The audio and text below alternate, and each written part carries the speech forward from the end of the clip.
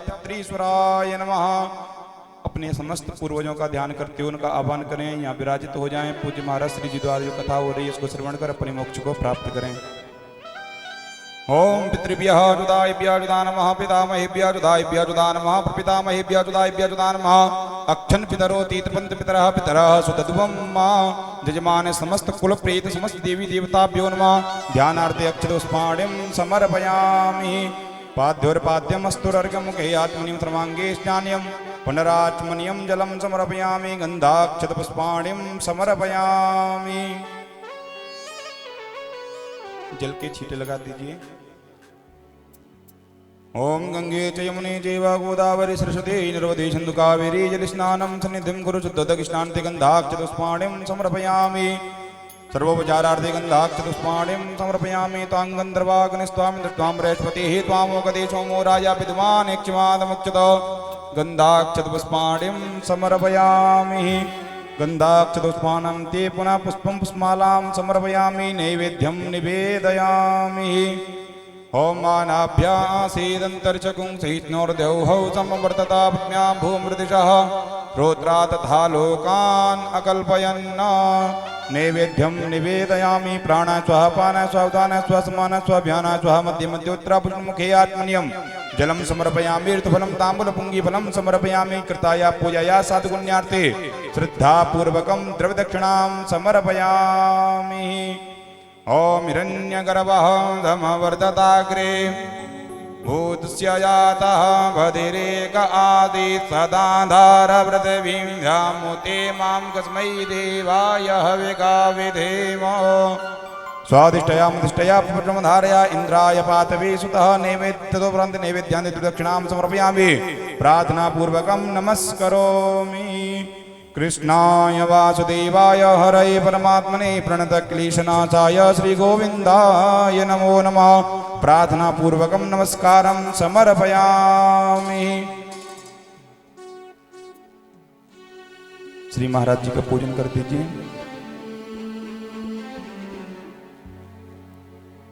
ओम नारायणं नमस्कृत्य नरं चैव नरोत्तमं देवीं सरस्वतीं व्यासं ततो जयमुदीरयेत्। व्यासाय विष्णुरूपाय प्रविष्णवे नमो वै ब्रह्मनिधये श्रीवासिष्ठाय नमो नमः। नमोऽस्तुनन्ताय सहस्रमूर्तये सहस्रपादाय सुरवापये सहस्रनामने पुरुषाय सहस्रते सहस्रकोटि उदाहरणे नमः। तुलसी माता जी के ऊपर थोड़ा गंधाक्षत पुष्प से पूजा कर देंगे तुलसी जी की। जगद्धात्री नमस्तुभ्यं विष्णु च प्रियवल्लभे तो ब्रह्मादयो देवा सृष्टि स्थिति कारण। नमस्तुलसी कल्याणी नमो विष्णु प्रिय सुवे नमो मोक्ष प्रदे देवी नमः संपत्प्रदायके। श्री विष्णु प्रियायै नमः जगज्जन्यै नमः तुलसी देव्यै नमः। सर्वजारते गन्धाक्षतपुष्पाणिं समर्पयामि। हस्ते जलमादाय अनेन कृतेन पूजन्य समस्त देवी देवताभ्यो नमः। पूजन प्रियन्तां नमः। आरार्थिक्यं कुर्यात्। आरती प्रज्वलित कर लीजिए।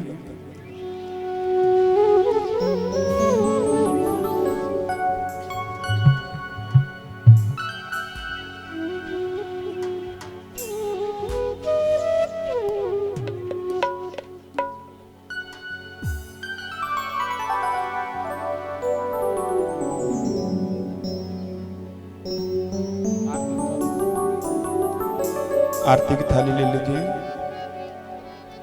ओम ज्वालामालिनी नमः हरत्नेश्वरी नमः। द्रव्यजारार्ति गन्धाक्षतपुष्पाणिं समर्पयामि। ओम चन्द्रमा मनसो जातचक्षुः सूर्यो अजायत श्रोत्राद्वायुश्च प्राणश्च मुखाद्यग्निरजायतः। आरार्तिक्यं कुर्यात्।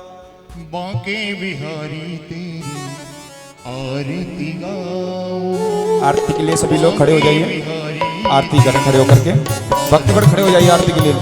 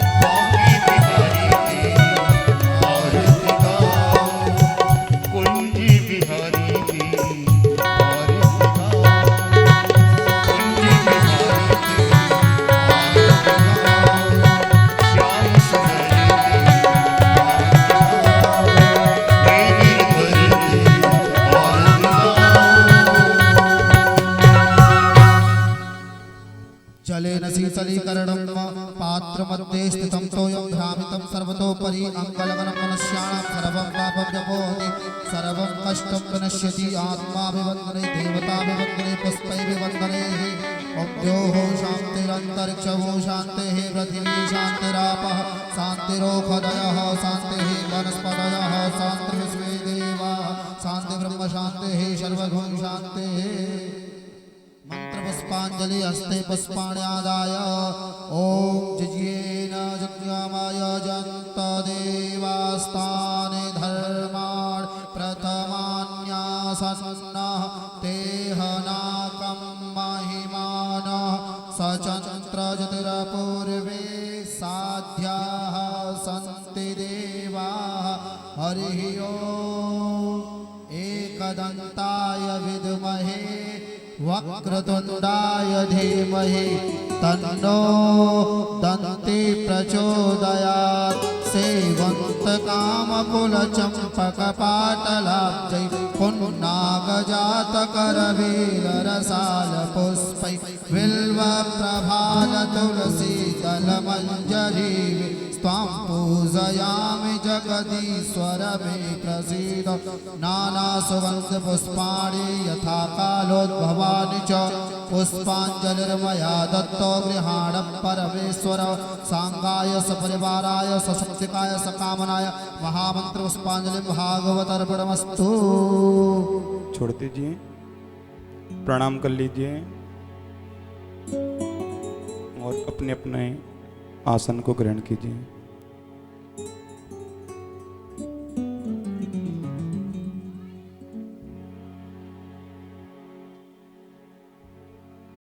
महेश्वर गुरुर्साक्षात् परब्रह्म तस्मै श्री गुरवे नमः। ध्यानमूलं गुरुर्मूर्ति पूजामूलं गुरुर्पदम् मंत्रमूलं गुरुर्वाक्यं मोक्षमूलं गुरुर्कृपा।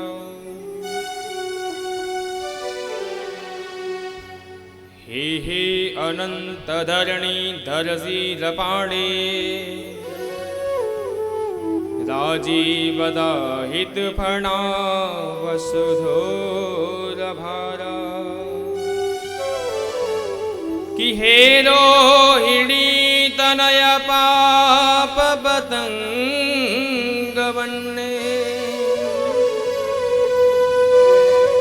मां त्राहि नाथ शरणागतमर्दवन्ध्यो। गजाननं भूतगणादिसेवितम्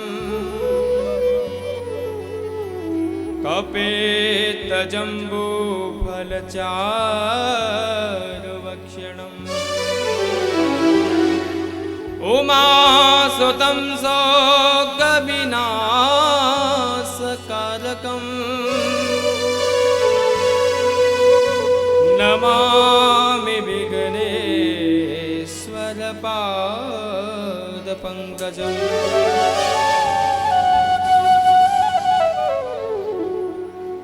श्री राधे मेरी स्वामिनी मैं राधे तेरो दास। जन्म जन्म मोहि दीजियो श्री वृंदावन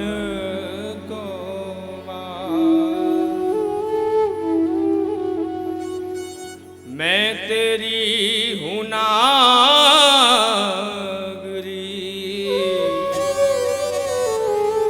तू मेरी हित प्राण। बालनवा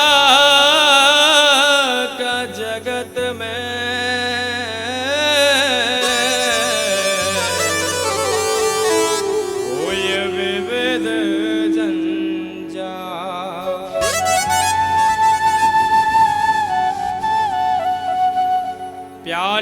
प्रभु के नाम को श्री गुरु ने दियो पीवा पी कर के मस्ती चढ़ी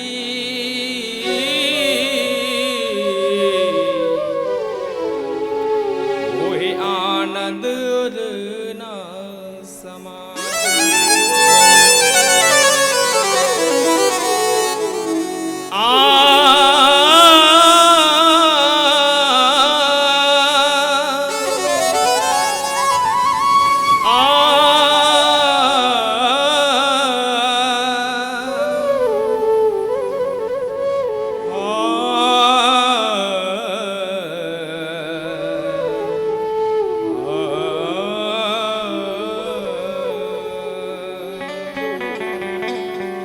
कि करता करे जो कर सके कि गुरु किए सब हो सात दीप नवखंड में श्री गुरु से बड़ा नहीं को बलाय बलभद्राय हरये परमात्मने प्रणतक्लेशनाशाय रेवतीपतये नमः।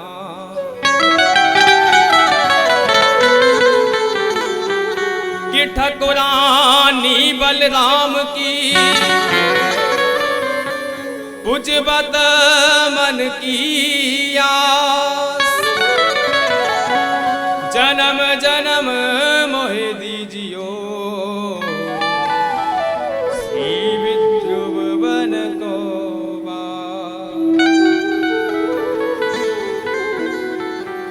बोलबा के बिहारी लाल की श्री राधा रानी की जय जय श्री राधे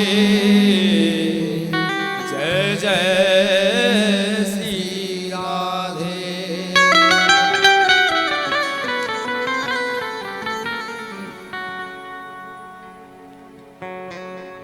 जोर से बोलेंगे जय जय श्री राधे।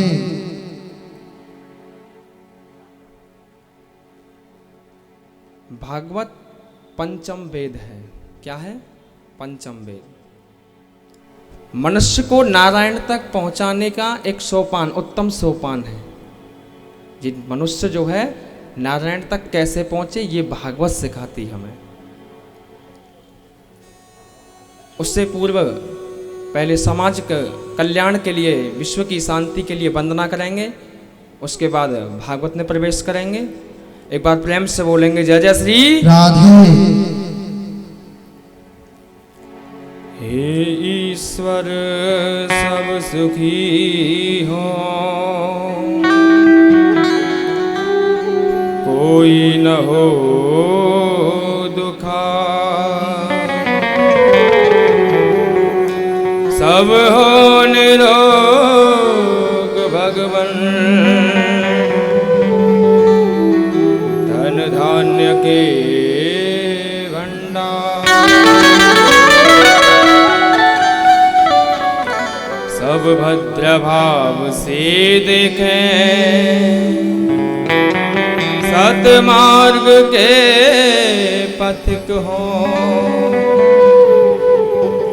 दुखिया न कोई होवे, सृष्टि में प्राण निधाई।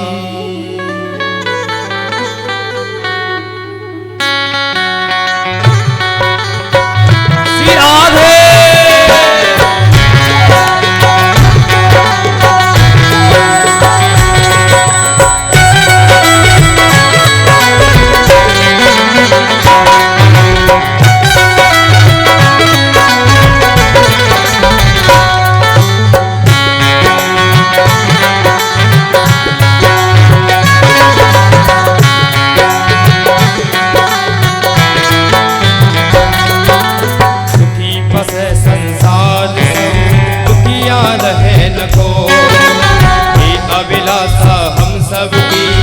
भगवन पूरी हो। विद्या बुद्धि तेज बल सबके भीतर हो। दूध पूत धन धान्य से वंचित रहे न को। श्री राधे।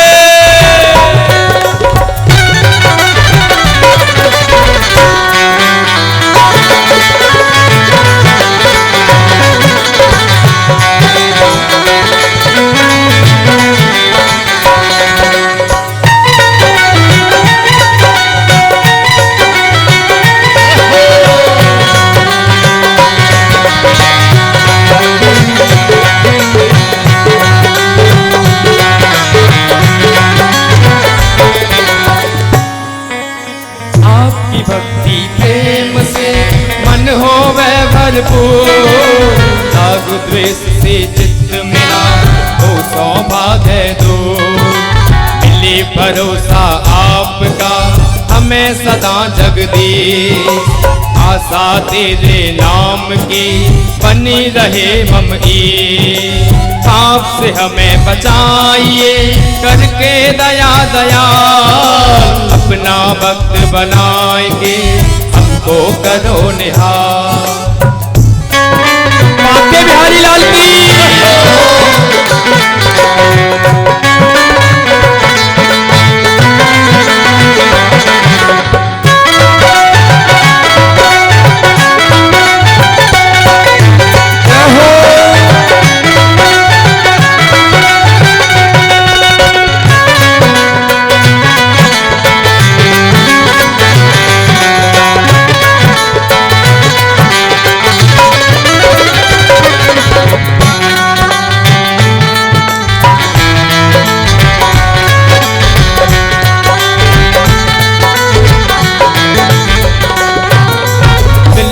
दया उदारता मन में प्रेम अपार। है मैं धारे दीजता हे मेरे करता।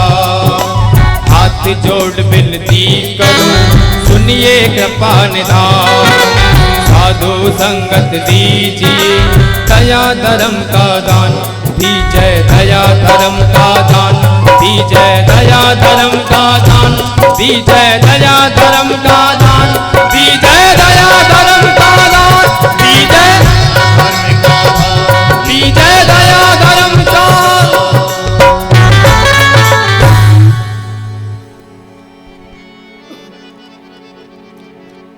क्या बोलेंगे जय जय श्री राधे।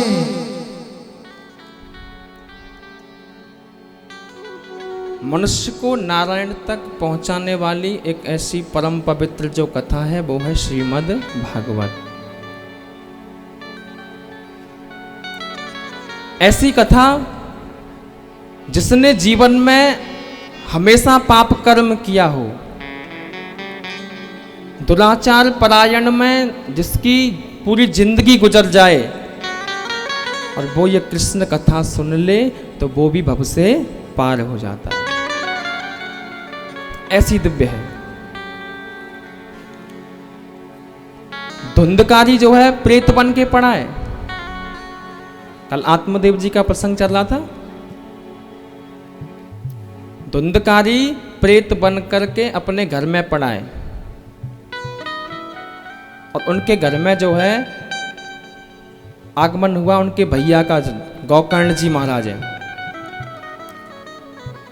गोकर्ण जी ने देखा जैसे ही घर में गए तो उसमें से कभी हाथी की आवाज आए, कभी शेर की आवाज आए, हैं, कभी बादल गरज रहे, ऐसी ऐसी ध्वनि आ रही। ये तो कोई भूत प्रेत की आवाज हो सकती है। और तुरंत जो है गोकर्ण जी ने हाथ में जल लिया और हाथ में जल लेकर के छिड़का। अरे भैया आप कौन हैं? अपना परिचय तो दीजिए, क्यों हमें परेशान कर रहे हो? तो वहां एक जो है छाया खड़ी हो गई और छाया खड़ी हो गई और बोली कि अहम भ्राता त्वधीयोस्मि धुंधकारी नामता स्वकीयनेव दोषेण ब्रह्मत्वं नाशितं मया।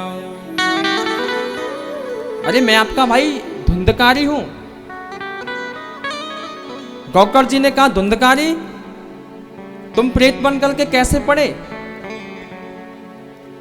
ये तो मुझे पता है कि आपकी मृत्यु हो गई, पर लेकिन मैं तो आपके यहाँ गया में जब गया था तो श्राद्ध करके आया था, गया में पिंडदान करके आया, तभी भी तुम ऐसी अवस्था में पड़े हो। अब तो जो है धुंधकारी बोला कि एक नहीं, आप अगर 100 भी श्राद्ध कर आएंगे तब भी मेरी मुक्ति निश्चित नहीं है। तो कितना पाप कर्म किया, उसको खुद भी पता था कि मेरी मुक्ति निश्चित नहीं है। ऐसा था धुंधकारी।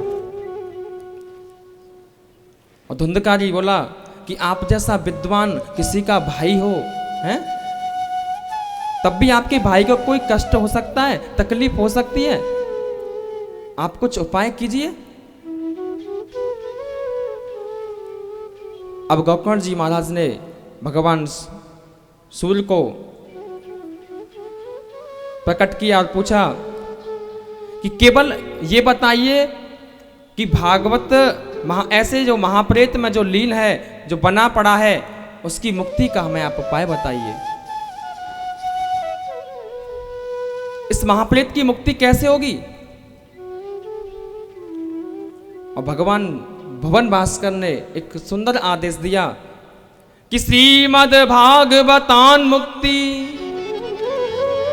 सप्ताह वाचनम कुरु। एक ही उपाय है, क्या? कि श्रीमद् भागवत कथा का तुम वाचन करो, पठन करो, यही उपाय है। अब तो सब लोगों ने सुना तो बढ़िया सुंदर व्यास मंच लगाया। गौकर्ण जी कथा कर रहे हैं और कथा समापन हुआ, क्योंकि प्रेतात्मा कभी ऐसे तो बैठ नहीं सकता है। उसने एक बांस की जो सप्तग्रंथि का बांस था उसमें जाकर के वो बैठ गया। प्रथम दिन की कथा समापन हुई तो उसमें से पहली ग्रंथि फट गई। द्वितीय दिन की कथा समापन हुई, दूसरी ग्रंथि फट गई। और ऐसे ही सप्त दिन की कथा समापन हुई, 7 ग्रंथि फट गई और उसमें से एक देवत्व रूप प्रकाश हुआ। महाराज धुंधकारी जो है देव रूप में प्रवर्तित हो गया।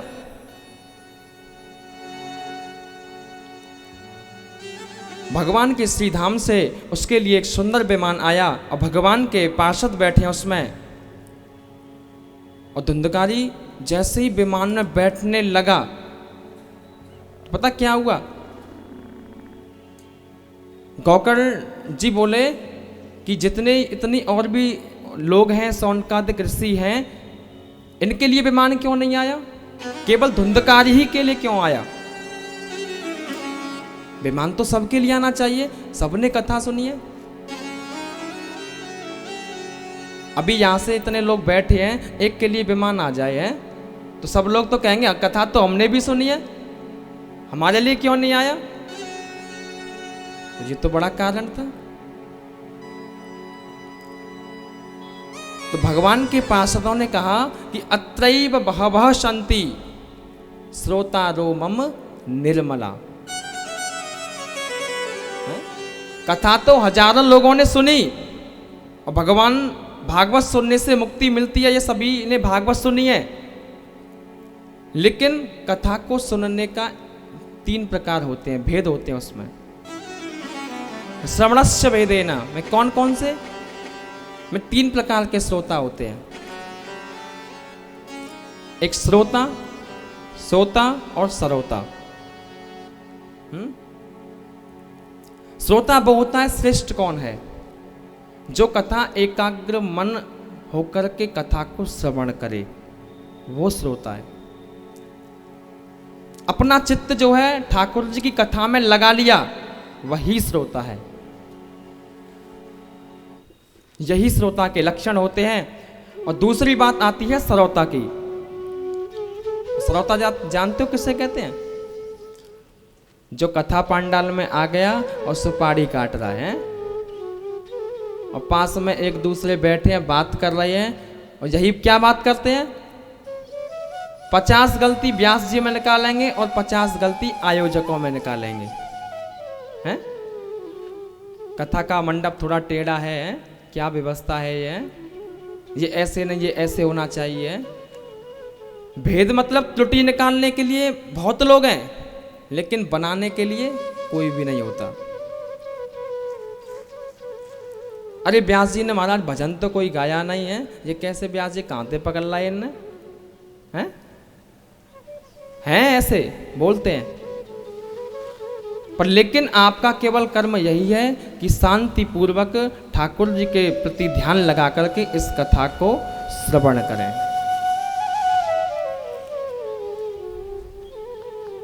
और जो तीसरे नंबर के जो श्रोता होते हैं वो तो बहुत ही अच्छे होते हैं महाराज, हैं? श्रोता पता कौन होते हैं? अपना बल्ली के आगे लगाई कमर और सिर लगाया और अपना चकाचक 3 घंटा सो रहे हैं, उन्हें कहते हैं सोता। और बहुतों कछु मैया ऐसी हैं कि व्यास जी की तरफ भाई पैर धर लिए हैं, पैदन के ही दर्शन करा दिए अपनों है। हमेशा श्रोता को जो है आसन में बैठना चाहिए, समझ रहे हो? आसन में पैर फैला के नहीं बैठना चाहिए, संपूर्ण तरीके से बैठना चाहिए। हाँ, आपको कोई कष्ट है तो आप बैठ सकते हैं, अगर आपको कोई कष्ट नहीं है तो एकदम सीधे सुखासन में बैठना चाहिए।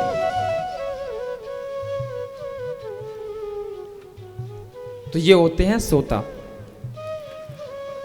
तो भगवान के पार्षद बोले कि धुंधकारी ने जो कथा सुनी है बड़े मन से, बड़े प्रेम से इस कथा का पान किया है, इसीलिए इनको जो है गोविंद के धाम को जाना पड़ रहा है, नहीं तो संसार में भटकता है 84 लाख योनियों में। पुनरपि जन्मम पुनरपि मरणम पुनरपि जननी जठरे सजनम। तो आप लोगों को 84 के चक्कर थोड़ी काटना है, हैं? इतना समय निकाल करके आप लोग यहाँ आए हो, एकत्रित हुए हो, हैं? आपको तो केवल हरि का गुणगान करना है, उस कथा को, दिव्य कथा को आपको श्रवण करना है। अरे 3 घंटे की तो बात है। आइए राधा रानी के चरणों में प्रार्थना करेंगे, उसके बाद कथा को आगे बढ़ाएंगे। यहां पर जो है धुंधकारी को मुक्ति मिल गई।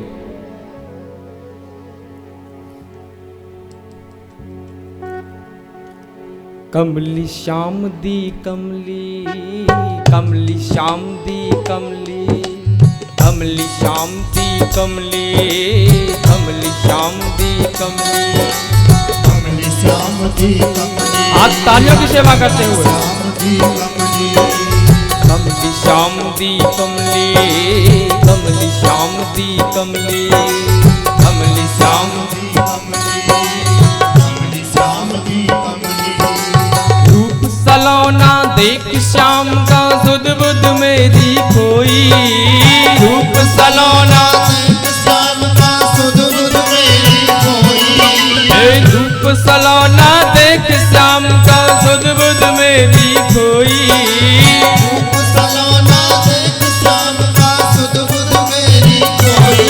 शिव कमली होई, शिव कमली होई, शिव कमली होई, शिव कमली होई। मैं कमली श्याम दी कमली, कमली श्याम दी कमली, मैं कमली श्याम दी कमली, कमली श्याम दी कमली। श्री राधे।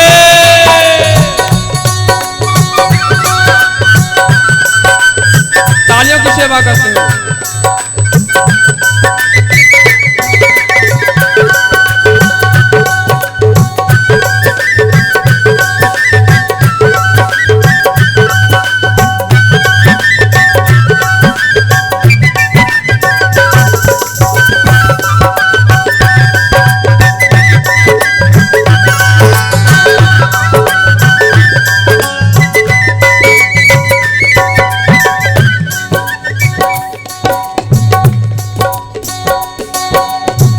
बन घाट पर यमुना के तट पर लेकर पहुंची मटकी। सखी बन घाट पर यमुना के तट पर लेकर पहुंची मटकी। तेरी मोहब्बत से चाहत है मेरी, तेरी वफाई ही राहत है मेरी, तेरी आस की एक ताकत है मेरी, तेरी जुदाई ही आफत है मेरी, तेरी आस जुदाहत है मेरी, तेरी जुदाई ही आफत है मेरी।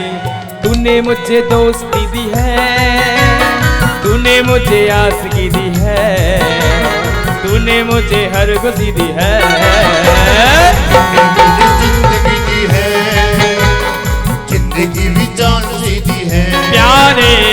तूने मुझे जिंदगी दी है, जिंदगी भी जान सी दी है कृष्णा। तूने मुझे जिंदगी दी है, जिंदगी भी जान सी दी है। अच्छा किस किस को जिंदगी दी है? अरे हाथ खड़ा करो, किस किस को जिंदगी दी है ठाकुर जी ने? और ये जिंदगी ऐसे ही नहीं जानी चाहिए, जिंदगी में जाओ तो कुछ करके जाओ, दुनिया के लोगों के लिए नहीं, इसके लिए। और क्या कहेंगे? हाथ खड़ा कीजिए पहले और तालियों की सेवा कीजिए। तूने मुझे जिंदगी दी है, जिंदगी भी चांद सी दी है। तूने मुझे जिंदगी दी है, जिंदगी भी चांद सी दी है। तूने मुझे जिंदगी दी है, जिंदगी भी चांद सी दी है, तूने मुझे हर खुशी दी है। तूने मुझे जिंदगी दी है यारी जिंदगी भी चांद सी दी है कृष्णा। तूने मुझे जिंदगी दी है यारी जिंदगी भी चांद सी दी है। ए तूने मुझे जिंदगी दी है, जिंदगी भी चांद सी दी है, तूने मुझे हर खुशी दी है। तूने मुझे जिंदगी दी है, जिंदगी भी चांद सी दी है कृष्णा। तूने मुझे जिंदगी दी है प्यारे जिंदगी भी चांद सी दी है। तूने मुझे जिंदगी दी है, जिंदगी भी चांद सी दी है। तूने मुझे जिंदगी दी है, जिंदगी भी चांद सी दी है। तूने मुझे जिंदगी दी है, जिंदगी भी चांद सी दी है। जिंदगी भी चांद सी दी है। मुझे जिंदगी जिंदगी भी चांद सी दी है। जिंदगी भी चांद सी दी है। जिंदगी मुझे जिंदगी तूने मुझे जिंदगी दी है, जिंदगी भी चांद सी दी है।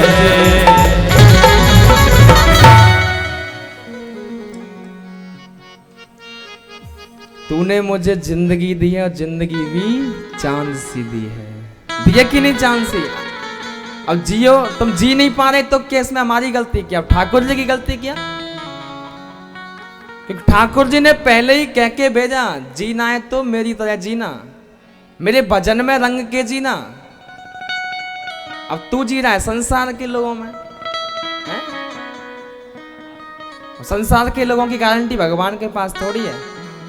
भगवान मनुष्य योनि में इसलिए भेजते हैं कि मनुष्य योनि में जाकर के पुण्य करे, मेरा भजन करे और मेरे धाम को आ जाए, हैं? और यहाँ पे आता है, जन्म लेता है, युवा होता है, बस अब लग जाता है अपने कामों में। तो इसीलिए इस जीवन को, जिंदगी को गोविंद के हवाले कर दो और गोविंद की तरह इस जिंदगी को जियो। क्या बोलेंगे? जय जय श्री राधे। वसुदेव जी समझा रहे हैं कंस को, कंस से यही कह रहे हैं कि तू, भगवान ने इतनी सुंदर जिंदगी दी है यार, हैं? और देवकी को तू क्यों इतना कष्ट दे रहा है? तेरी बहन है ये, तुम्हें देवकी से कोई भय नहीं है, उसके पुत्रों से ही तो भय है आपको। तो एक काम करना, देवकी के गर्भ से जितने भी बालक होंगे, बालक जन्म लेंगे, जन्म लेते ही मैं तुम्हें समर्पित कर दूंगा। और कंस ने कहा जब तक 8 बालक नहीं हो जाएंगे तो मेरी भी 1 साल तय। मैंने क्या कि तुमको मेरी कैद में रहना पड़ेगा, सलाखों के पीछे रहना पड़ेगा, हथकड़ियां लगवा के रहना पड़ेगा, शर्त है मेरी। वसुदेव जी बोले ये शर्त आपकी मंजूर है? मैं ठीक है। और देवकी वसुदेव को जेल में डाल दिया, एकदम बदल गया। वसुदेव की बड़ी पत्नी है रोहिणी, वो यशोदा की सहेली है, इसलिए वे उपराह है गोकुल में वास करती हैं। वसुदेव जी की अन्य पत्नियां अपने ससुर जी के यहां महल में सुरक्षित। कीर्तिमंतम प्रथमजम कंसा यान कुंदवी अर्पयामास कृच्छेन सोनलता दतिबिहला। वसुदेव जी के प्रथम पुत्र हुआ कीर्तिमान, जिनका नाम है कीर्तिमान। और कंस ने एक मार तो उसे छोड़ दिया, लेकिन उसको जमीन से मार दिया। देवकी का दूसरा पुत्र हुआ, उसे भी कंस ने मार दिया। एक एक करके देवकी के 6 पुत्रों को उस कंस ने मार दिया। आज महारानी देवकी के गर्भ में 7वां बालक आया और मेरे नारायण के मन में बड़ी चिंता हुई। अरे प्रभु ने सोचा कि माता देवकी के गर्भ में जो 7वां बालक है, ये तो मेरे लक्ष्मण है, ये तो मेरे शेषनाग है, बलराम है। परंतु महाराज कंस तो जन्म लेते ही मारने चले आते हैं, इनको तो बचाना है। और मेरे ठाकुर ने योगमाया को आदेश दिया, और योगमाया ने उस बालक को देवकी माता के गर्भ से निकालकर रोहिणी के गर्भ में भेज दिया। आज गोकुल में उस बालक ने जन्म ले लिया, इसलिए वो दोनों माताओं का पुत्र हो गया। कंस ने पूछा क्यों 7वां क्या हुआ? सैनिकों ने कहा हमने सुना है कि देवकी के गर्भ में ही 7वां बालक नष्ट हो गया है। मैं ठीक है, बढ़िया है, मर गयो, नहीं तो जो हमको मानना पड़ता। अब कौन आने वाला है? 8वां बालक। 8वां कौन है पता है कि नहीं? माता देवकी के गर्भ में जो 8वां बालक आ रहा है, यही मेरा गोपाल है, कृष्ण है। देवताओं को पता चला कि भगवान अवतरित होने वाले हैं। सभी देवताओं ने मेरे गोविंद का मंगलमय स्तमन किया, स्तुति कर रहे हैं। मैंने बताया कि नहीं, जब भी भगवान प्रकट होते हैं, अवतार लेते हैं, तो देवता लोग पुष्पों की वृष्टि करते हैं, स्तवन करते हैं और प्रार्थना कर रहे हैं लाला जल्दी प्रकट होकर के हमको दर्शन दे। बड़ी सुंदर स्तुति गा रहे हैं। स्वागतम कृष्ण सुस्वागतम कृष्ण स्वागतम कृष्ण स्वागतम कृष्ण। वहां देवता लोग स्तुति कर रहे हैं और आप यहाँ करेंगे, सभी स्तुति करेंगे। ठाकुर जी को बुलाएंगे कि जल्दी से हमें दर्शन दें। स्वागतम कृष्ण स्वागतम कृष्ण स्वागतम कृष्ण स्वागतम कृष्ण। हे स्वागतम सुस्वागतम शरणागतम कृष्ण स्वागतम सुस्वागतम शरणागतम कृष्ण। स्वागतम कृष्ण सुस्वागतम कृष्ण स्वागतम कृष्ण शरणागतम कृष्ण। हे स्वागतम कृष्ण स्वागतम कृष्ण स्वागतम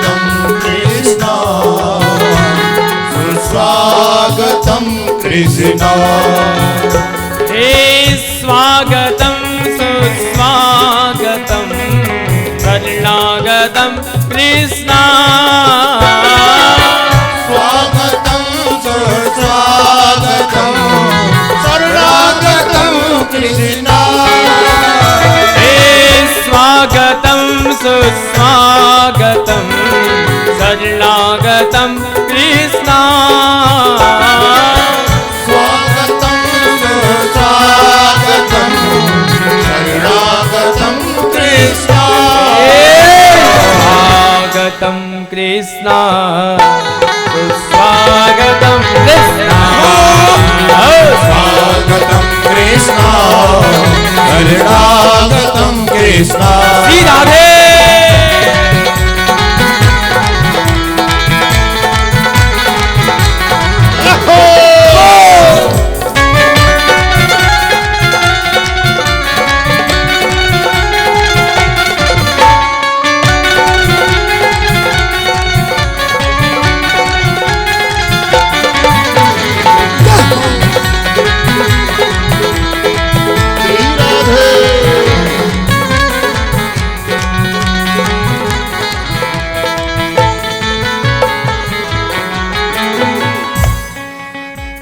सत्यव्रतं सत्यपदं त्रिसत्यं सत्यस्य योनिं निहतिं च सत्ये सत्यव्रतं सत्यपदं त्रिसत्यं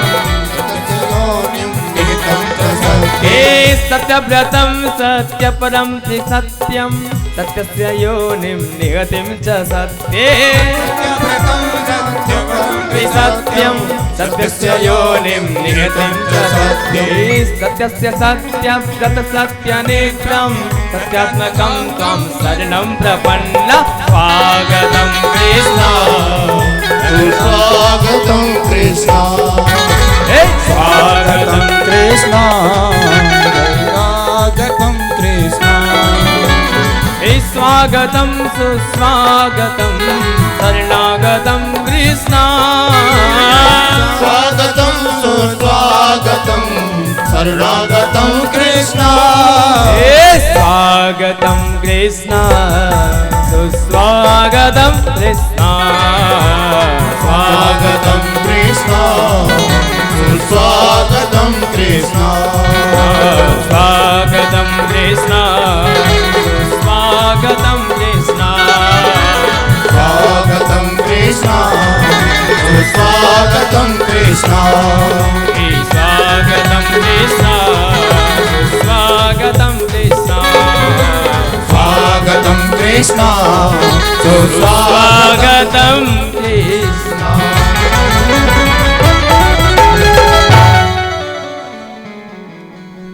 अभी मेरे कन्हैया आने वाले हैं। कौन आने वाला है? इतना सुंदर यहाँ उत्सव मनाया जाएगा, बहुत सुंदर। भगवान का प्राकट्य हो रहा है माता देवकी के घरों में। कुछ लोग हमसे प्रश्न करते हैं कभी भगवान घरों में आते हैं क्या? घरों में आने से भगवान नहीं रहे, वो भगवान किस काम का? देवताओं ने भगवान की मंगलमय स्तुति की, उनके बंधन में अपार आनंद है। इस आनंद की खुशी में देवताओं का मंगलमय स्थावन किया। एक और बात, देवताओं ने सत्य सत्य सत्य कह के परमात्मा का प्रतिपाद क्यों किया?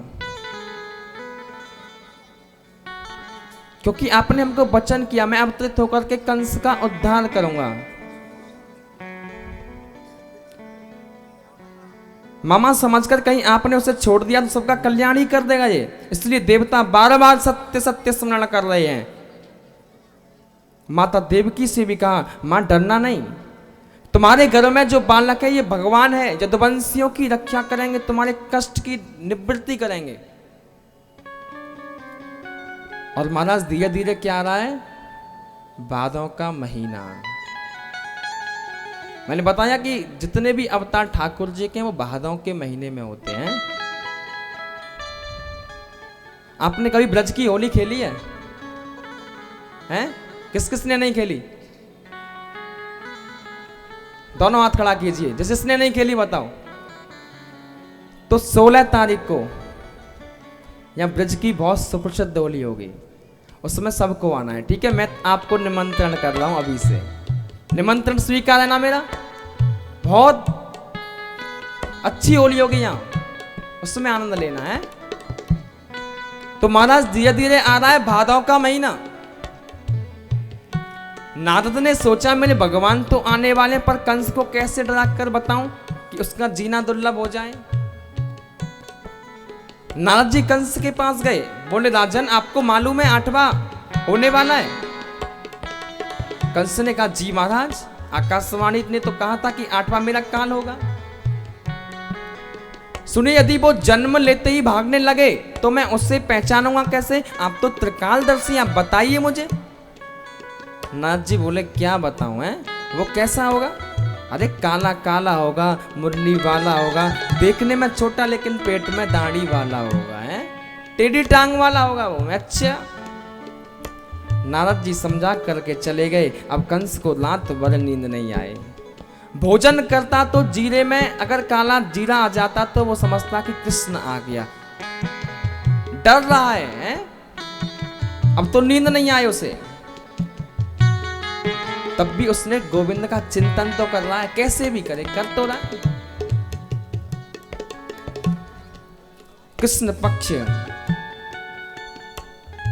अष्टमी तिथि बुधवार और रोहिणी नक्षत्र और रात के ठीक 12 बजे भगवान राम का अवतार हुआ, दिन में 12 बजे। और चंद्रवंश से बोला कि चिंता मत कर, अब की बार मैं जन्म लूंगा तो रात के 12 बजे लूंगा। कितने बजे? 12 बजे। और कृष्ण पक्ष है, अष्टमी तिथि है, बुधवार रोहिणी नक्षत्र और रात के ठीक 12 बज रहे हैं। और योग माया ने ब्रह्मा जी से कहा, योग माया बोली पूरे ब्रजमंडल की कमान अपने हाथ में ले लो। अच्छा, और योग माया ने ब्रज की कमान अपने हाथ में ले ली। आज कृष्ण पक्ष की अष्टमी तिथि को प्रभु ने सोचा माता यशोदा सौभाग्यवती है इसलिए कि मैं उनका दुग्ध पान करूंगा, है देव की पुण्यात्मा इसलिए कि उनके गर्भ से मैं जन्म लूंगा। लेकिन रोहिणी को क्या मिला है? इसीलिए जब हम जन्म लेंगे तो उस नक्षत्र जो होगा वो रोहिणी नक्षत्र होगा। आज अष्टमी तिथि की रात को ठीक 12 बजे माता देवकी का कारागृह मंदिर बन गया है। पूरे कारागृह में प्रकाश हो रहा है, पूरे ब्रजमंडल में सन्नाटा छाया गया और सब लोग गहरी नींद में सो रहे हैं और मेरा गोपाल प्रकट हो गए। बोली बाल कृष्ण लाल की जय। कमल नयन है चतुर्भुज नारायण भगवान बालक का रूप लेकर के वसुदेव देवकी के समक्ष प्रकट हो गए। भगवान ने अपने हाथों में शंख चक्र गदा पद्म धारण किए हुए हैं। रिमझिम बारिश हो रही है, कमल से कुमुदनी खिल रही है, इतना सुंदर दृश्य। और बिजली कड़कड़ा रही है और मेरे गोविंद का जो है प्राकट्य हो गया महाराज। हैं? देवकी के कारागृह में ऐसी झांकी प्रकट हो गई महाराज, देखने लायक। सुखदेव जी वर्णन कर रहे हैं झांकी कैसी है। वसुदेव देवकी मेरे गोविंद की झांकी को देखा, शंख चक्र गदा और पद्म जिसने धारण की है, पीताम्बरी जिसने पहनी है, झांकी के दर्शन कर वसुदेव देवकी भाव विह्वल हो गए। आज देवकी वसुदेवताओं ने मेरे गोविंद को प्रणाम किया, ऐसी सुंदर स्तुति की।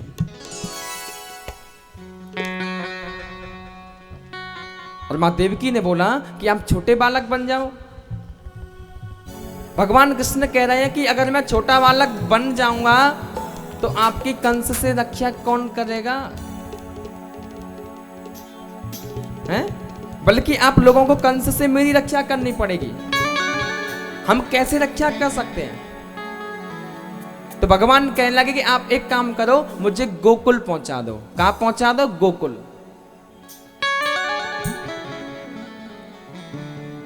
और नंद पत्नी ने इसी समय एक कन्या को जन्म दिया है, हमें ले जाकर वहां सुला दो और कन्या को ले जाकर कंस को सौंप दो।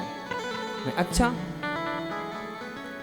वसुदेव ने कहा कि हथकड़ी लगी है, पांव में बेड़ियां लगी, हम कैसे जाएंगे? तो गोविंद बोले इसकी चिंता मत करो।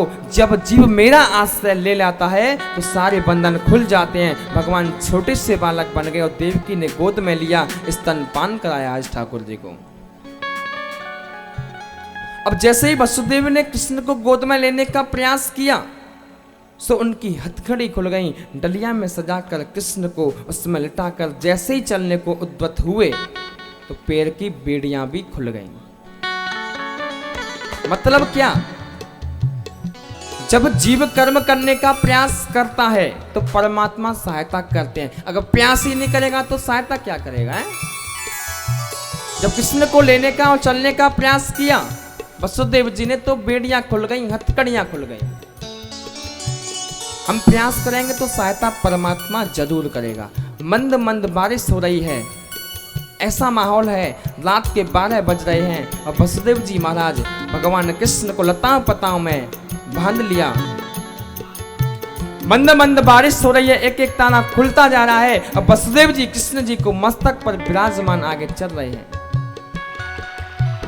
20,000 सैनिक सो गए। रात्रि का समय है, बिजली कड़कड़ा रही है, पवन देवता तीव्र गति से चल रहे हैं, बारिश जोर से हो रही है। और वसुदेव जी ने चारों ओर देखा तो पानी ही पानी, पानी ही पानी है। पानी में कई प्रकार के जीव जंतु बोल रहे हैं। पानी में कहीं मेंढक बोलता है, झींगुर बोलते हैं, कहीं सांप बोलते हैं। लेकिन गोकुल जाने के लिए यमुना को तो पार करना होगा। गोकुल जाने के लिए यमुना को पार करना होगा।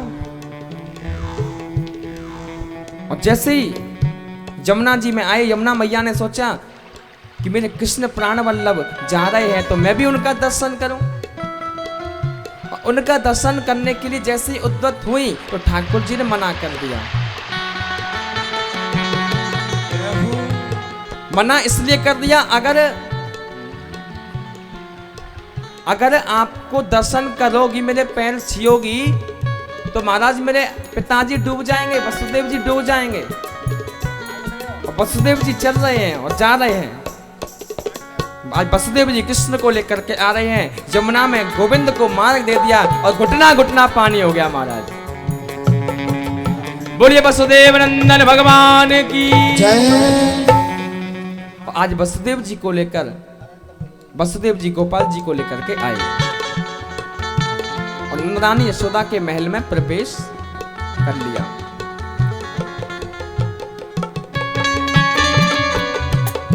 बड़े कष्ट से सुलाया। नंद बाबा भी सो रहे हैं, सैनिक भी सो रहे हैं, दास दासियां भी सो रहे हैं, कोई भी जगह नहीं।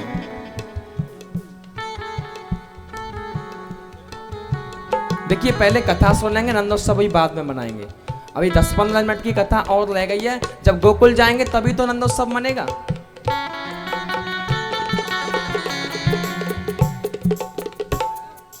और जैसे ही वसुदेव जी अंदर गए तो जाते ही हथकड़ियां लग गई, बेड़ियां लग गई। मतलब क्या? महात्मा वसुदेव जब कृष्ण प्रभु को लेकर गोकुल गए तो सारे बंधन खुल गए और कन्या माया को लेकर आए तो बंधन बंध गए। सैनिक जगे और महाराज कंस के पास दौड़े। सन्नाटा छाया हुआ, पकड़ो पकड़ो। कंस को जाकर बोले 8वां हो गया। कंस ने ताले खुलवाए, देवकी 8वां बालक हमें दे दो। देवकी ने कहा भैया मेरे 6 पुत्रों को तुमने मार दिया है, ये 7वां मुझे मिला नहीं, ये तो कन्या है, इसको तो छोड़ दो। कंस ने कहा बेटी है तो बेटा होना चाहिए, बेटी कैसे हो गई? मैं इतना बड़ा पापी थोड़े ही हूं, कन्या को मारूंगा। लेकिन सैनिकों ने कहा महाराज अगर इस कन्या को जीवित रखा तो इसका पुत्र आपको मार देगा, इसको भी मत छोड़ो। और कंस ने उस पुत्री को लिया। देवकी रोती रह गई, उनकी गोद से कन्या को छीन लिया और धड़ाम से पत्थर में मार दिया। लेकिन वो तो योग माया है। अष्टभुजी देवी बन करके आकाश में चली गई और आकाश में जाकर के आकाशवाणी हुई कि किम मया हतया मंद जाता खलु तवांतकृत यत्र क्वा पूर्व शत्रुमा हिंसी कृपणान व्रथा। अरे कंस मेरे जैसे निरपराध बालकों को मारने से तुम्हें कुछ नहीं मिलेगा। तुम्हारा शत्रु जो कृष्ण है उसने तो ब्रज में अवतार ले लिया है। कृष्ण ने कहा, माता ये तो बताओ कौन से गांव में लिया है? ये नहीं बताऊंगी। और आपातकालीन सभा बुलाई, कृष्ण को मारने का प्रयास किया। ये तो हो गई मथुरा की बात। अब चलते हैं कहां? गोकुल की ओर। कहां चलेंगे? गोकुल। नंद बाबा ब्रज के राजा हैं। नंद बाबा के घर लाला भयो नंद बाबा 75 के हो गए, लेकिन लाला अभी भयो ना है। एक दिन सांडल्य मुनि ने बोले, महाराज 75 को मैं है गो, अभी कोई बालक भी नहीं है, कोई लाला नहीं है मेरे पास। तो उन्होंने जाकर के एक अनुष्ठान किया। रात्रि में वसुदेव जी कब अदला बदली करके किसी को कुछ पता नहीं है। नंद बाबा की 2 बहनें हैं, एक का नाम सुनंदा है, एक का नाम नंदा। अब नंदा और सुनंदा को पता चली कि नंदरानी के लाला होगो। अगर नंद को पता चल जाए कि लाला होगो तो महाराज 6 दिन महीने भर पहले ही चले आती हैं। जैसे ही नंदा सुनंदा को पता चला कि लाला होगा हमारी भाभी के यहाँ, तो 2 महीने पहले ही आ गई। ये तो खुशी की बात है। नंद बाबा की दोनों बहनें बहुत बड़े घर में हैं, लेकिन जब पता चली कि नंदरानी के लाला होएगा तो 2 महीने पहले आ गई। और महाराज नंदरानी की ऐसी सेवा करी, पूछो मत कुछ।